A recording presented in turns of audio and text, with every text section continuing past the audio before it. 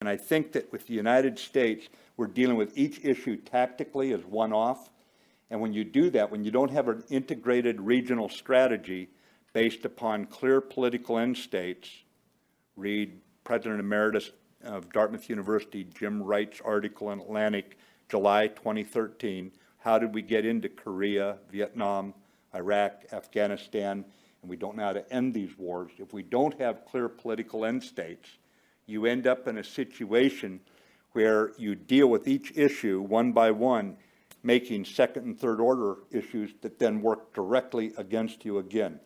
And this is what would be called a poor grade at the National War College, to say the least. They would have flunked you. But absent any broader strategic context, we're going to continue dealing tactically with things and turn over a worse situation in the Middle East to our children than we had. An example, the U.S. is at war with ISIS in one country, in Iraq. I'm not sure what we're doing with them in Syria. And we still lack a strategy to achieve whatever is the political goal. And you hear different words being used: destroy, degrade, these kind of things. We don't really have a good strategy right now. But their whole idea is one that is based on an assumption that the Americans will not ask one fundamental question. And that question is political Islam in the best interests of the United States? I suggest the answer is no, but then, we need to have the discussion. If we won't even ask the question, then how do we ever get to the point of recognizing which is our side in the fight? And if we don't take our own side in this fight, we are leaving others adrift. I just got back from Cairo, spent 4 days there, and they are beyond the point of accepting that this is incompetence or a lack of strategic thinking. They believe now, even the more cosmopolitan people there are trying to say, you've got to be intending this. You've got to mean that you really do like the Muslim Brothers, and who, by the way, just had an audience down here at Foggy Bottom in this town.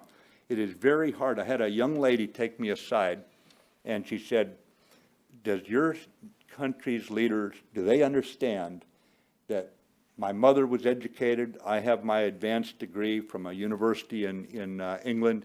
Do they understand that if the brothers or these other guys take over, and they're all swimming in, she put it, in the same sea, that you're looking at the last generation of educated women in Egypt? Do they understand this? I said, no, probably not. Then you find the people who want to stick with you. And I'll give you an example that we've got friends out there, intense friends who've stood by us through thick and thin. I was a commander at CENTCOM. I get the word that the French and the British have got to pull their troops out. Basically, domestic political pressure. They couldn't withstand it anymore. They had to start pulling their troops out.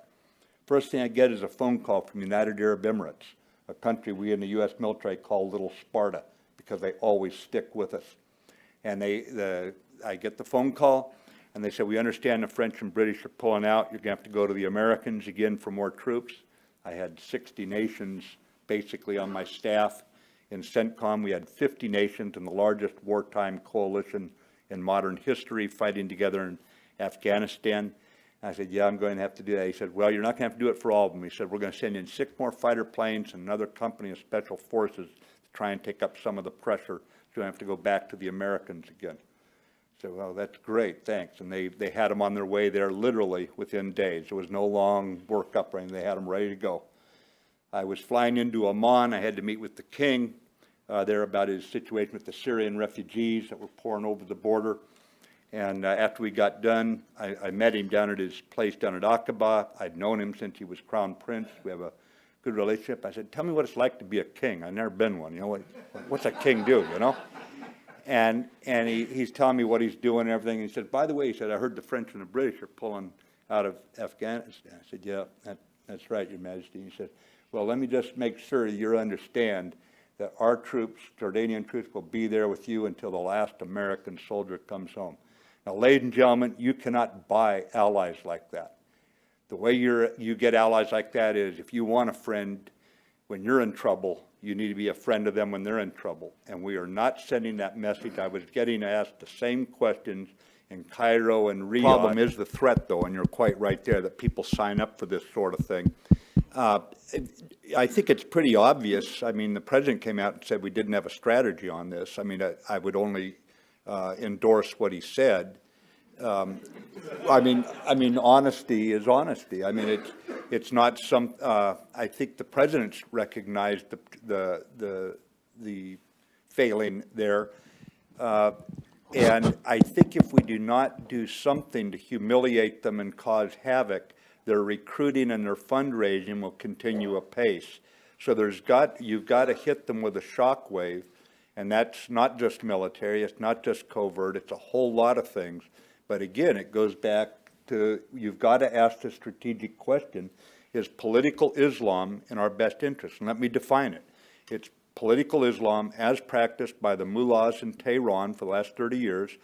That's on the Shia side. It's political Islam as practiced by the Muslim brothers, the brothers in Cairo for a year. And if it's not in our best interest, what are we going to do to come up with that coherent strategy?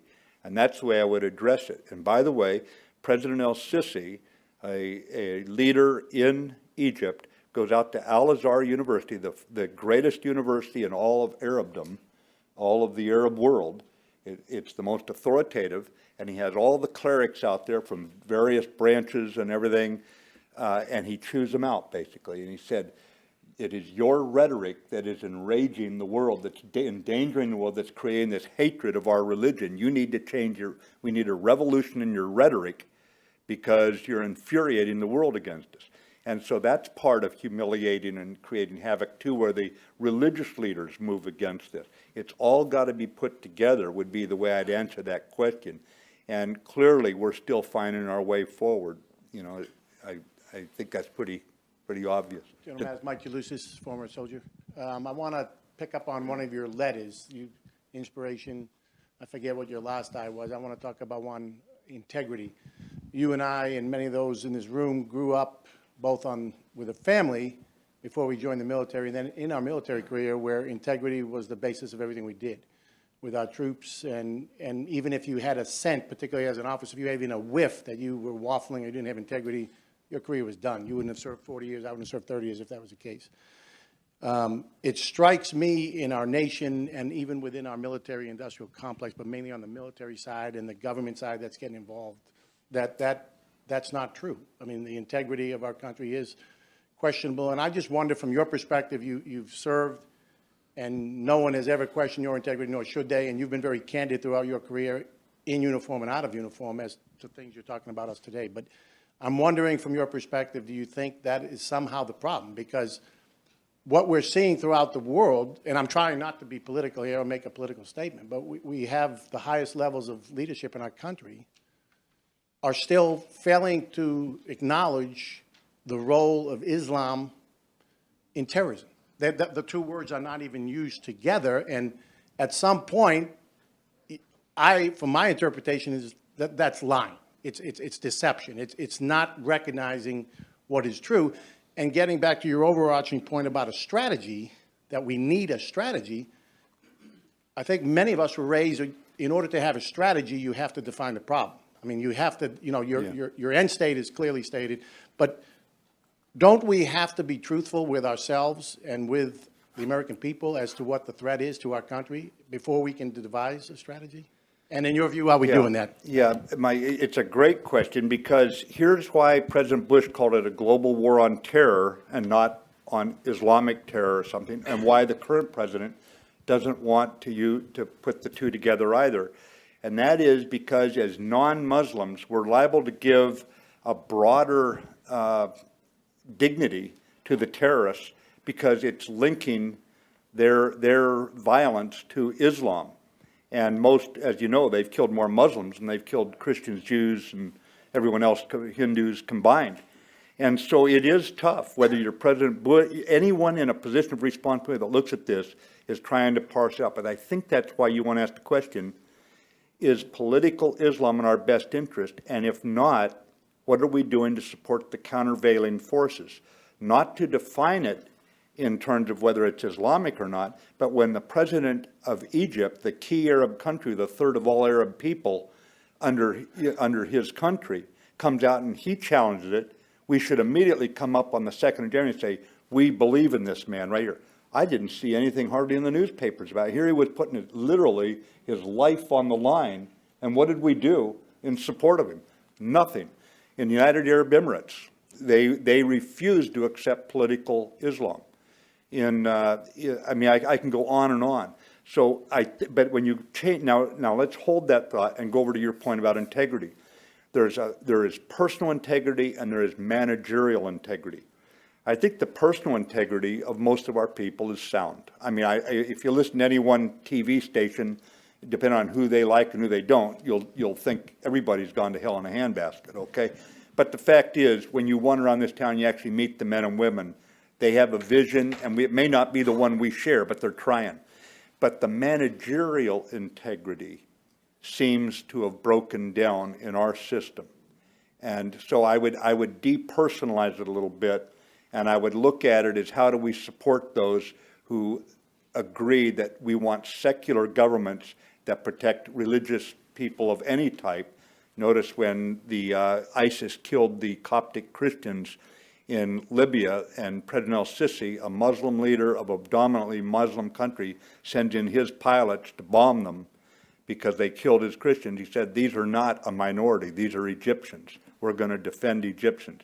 And again, we did not come out in support of them. We won't ask the fundamental question that then allows us to align ourselves with those who have the courage and the integrity, both personal and managerial, to fight an enemy. And frankly, with two irreconcilable worldviews. You and I are never going to accept that girls don't go to school. I don't care what they do. We're not going to accept it. So we're going to fight. That's all there is to it. And I'm already on record as saying whether or not I support fighting them, so no need to repeat it. And thanks, Mike, for what you did for 3 decades. And the best thing I can tell you is we can use our power of inspiration and bring this community of nations, of responsive governments together. And they may call their head of state a president. They may elect him. It may be a queen of England. It may be a king of Saudi Arabia. We can pull nations together and find common ground on security issues, even if we don't agree on everything else. And that should be the passport to working with America, not perfection. As a guy named Will Rogers put it, it might surprise some back in the banana wars, surprise some Americans to hear that most people prefer an imperfect government of their own choosing rather than a perfect government forced on them by the bayonets of U.S. Marines. Interesting point. I think what we have to show the world is we're a reliable ally, and we cannot wait for perfect allies. We can't wait until countries that just came out from under colonialism in the 1960s rival Britain in terms of 800 years, whatever it is, since the Magna Carta was signed. We're going to have to deal with allies that are imperfect, just the way they have dealt with us when we were imperfect at times. And if we don't do that, it doesn't matter whether you're Australia, Israel, Britain, or NATO. You remember the Secretary General of NATO saying, we need to know if the Americans are with us a year ago? The Secretary General of NATO asked that question. Now, ladies and gentlemen, we hold this country in usufruct. You know what that is? It's not a dirty word for you young people. That worried me the first time I read it. But basically, it comes from a farmer's word, I think, where you can do whatever you want with the land. You can cut the trees down, reroute the stream, do whatever you want to do. But when you turn it over to your son or daughter, it must be in as good a shape or better than you received it. Now, most of us in this room were born here by complete accident. We live here by choice, but we have a responsibility to turn over this country and its relationships with other nations, responsible nations, as good or better than we received it.